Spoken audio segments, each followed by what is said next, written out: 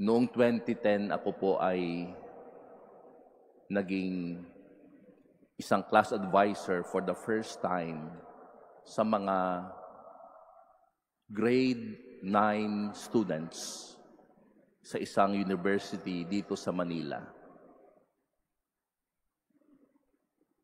At ang iniisip ko, ano ang magiging mga bunga ng pagpapagal at pagtuturo ng isang guro?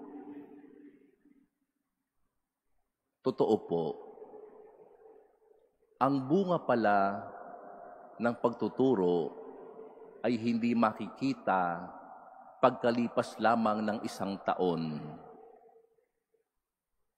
2010. At ngayon po ay 2025 na. After 15 years, saka po nagbunga ang lahat ng itinanim ng isang bagong guro noong 2010. Alam niyo po, marami sa mga estudyante ko noon, mga tagumpay na at mga professionals na. Pero nung panahon na ako'y nagtuturo pa, bilang bagong guro, nagtatanong ako, bakit parang walang bunga? At late ko nang na-realize na ang bunga pala ay may takdang panahon. Mga kapatid, sa buhay natin, when we try to plant, we have to wait for the right time. We have to wait for the harvest time. Minsan kasi pagkatanim natin, gusto natin magha-harvest na agad. At napakaganda po ng ating ebanghelyo. Ang una kong naisip ay ganito. We are called by God to faithfulness and fruitfulness. At ang katapatan ay palaging nagbubunga. Faithfulness is what we give back to God. In our gospel for today, the parable of the wicked tenants is a direct challenge to the leadership of the chief priests and the Pharisees. At the same time, this is a powerful reminder about God's patience, about God's justice, and about God's invitation for all to enter His kingdom. In our parable, Jesus speaks of a landowner who entrusts his vineyard to the tenants. The landowner sends his servants, but they are mistreated and killed. Finally, he sends his own son. Anak ko ito, at igagalang nila ang anak ko. But the tenants killed him, thinking they can take the inheritance. My dear sisters and brothers, Jesus asks, what will the owner of the vineyard do? He will give the vineyard to others, to those who would truly obey and seek Him, including the Gentiles. My dear sisters and brothers, God continuously reaches out to His people, sending His prophets, sending His leaders, and ultimately sending His Son, Jesus. This is an expression of God's patience. Ganyan ang Diyos.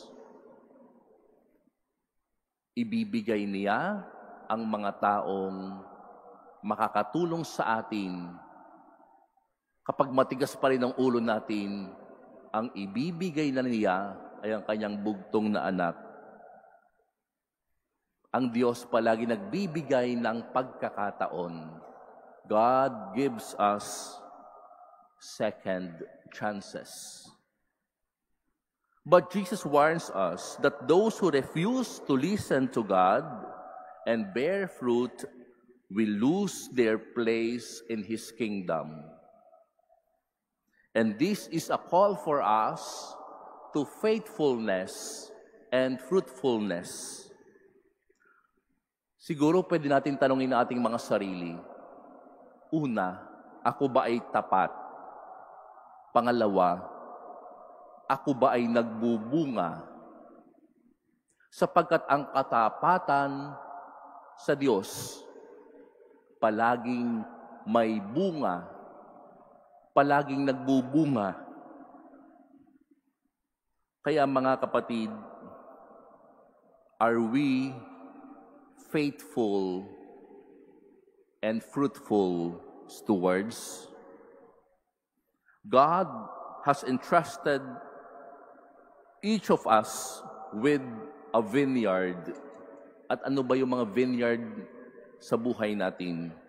Our lives, our talents, our families, our communities. These are our vineyards. On the other hand, the religious leaders failed to recognize the vineyard. The religious leaders also failed to recognize the Son, Jesus. And sometimes we also tend to reject, and we failed also to recognize Jesus in our daily lives when we try to commit sin, when we choose to refuse to listen to His voice. Maybe the question is, do we truly welcome Jesus in our hearts? Jesus calls us to bear fruit. And the fruitfulness could be seen in the way we live, in the way we love, in the way we forgive, in the way we serve. Mga kapatid, akala ko noong 2010, magbubunga agad ang lahat ng sakripisyo ng isang guro.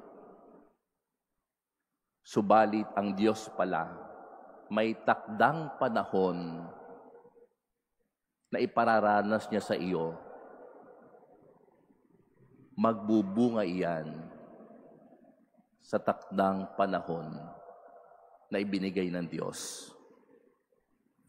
My dear sisters and brothers, let us not be like the wicked tenants who rejected the Son, but rather let us be faithful and fruitful workers in God's vineyard, recognizing Jesus as our Lord and producing the good fruits of love, justice, mercy, and faithfulness. May the Lord bless us all and help us to be faithful and fruitful in our mission. Amen.